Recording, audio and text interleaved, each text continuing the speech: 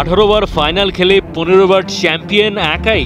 সবচাইতে ধারে কাছে যারা আছে তাদের কারণেই এর অর্ধেক সংখ্যক ট্রফিও রিয়াল মাদ্রিদ চ্যাম্পিয়ন্স লিগকে বানিয়ে ফেলেছে রীতিমতো বাপের সম্পত্তি।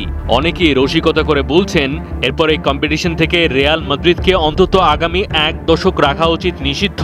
ফ্লোরেন্তিনো পেরেজ কি সাধেই চ্যাম্পিয়ন্স লিগ বাদ দিয়ে সুপার লিগ নামে ভিন্ন একটা টুর্নামেন্ট নামানোর জন্য মাঝখানে হয়েছিলেন মরিয়া? ক্লাব ফুটবলের শ্রেষ্ঠত্বের সিলমোহরকে কেউ যদি পাড়াগলির টুর্নামেন্ট জেতার মতো সোজা বানিয়ে ফেলে, যে কেউ তো তাই করবে।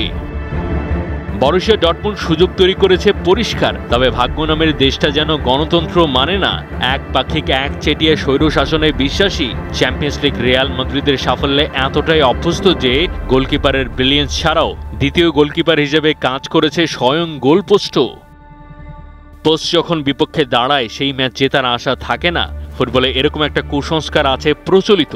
রিয়াল মাদ্রিদের জন্মই হয়েছে কামব্যাক করবার জন্য। ফাইনালে সেকেন্ড হাফে ফিরে আসার ইঞ্জিনিয়ার টনি ক্রুস।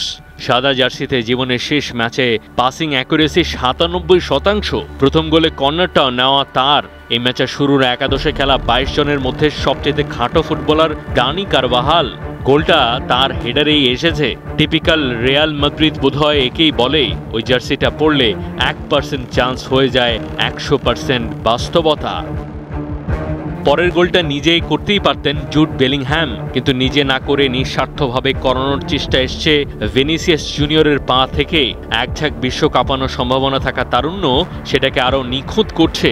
এমন একটা ড্রেসিং রুম যেখানে নেই কোনো ইগো, কাঁধে কাঁধ মিলিয়ে ব্যাজের জন্য লড়াই করাটাই সেখানে মুখ্য। তাই 15টা চ্যাম্পিয়ন্স লিগ জেতার পরও বলা যায় এ কেবল হয়তো শুরু। রিয়াল মাদ্রিদের সাফল্য কখনো শেষ হবার নয়, নতুন নতুন করে কেবল শুরুই হয়। মাহদি হাসান, 71।